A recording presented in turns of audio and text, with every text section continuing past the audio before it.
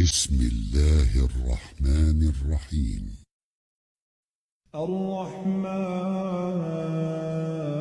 الرحمن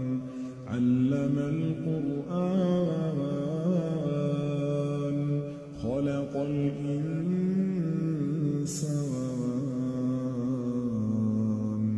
علمه البيان الشمس والقمر بحسبان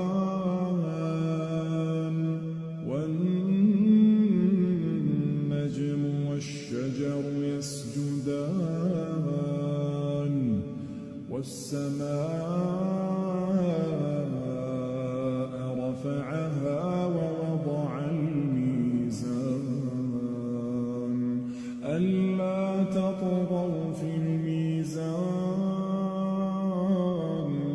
وأقيموا الوزن بالقسط ولا تخسروا الميزان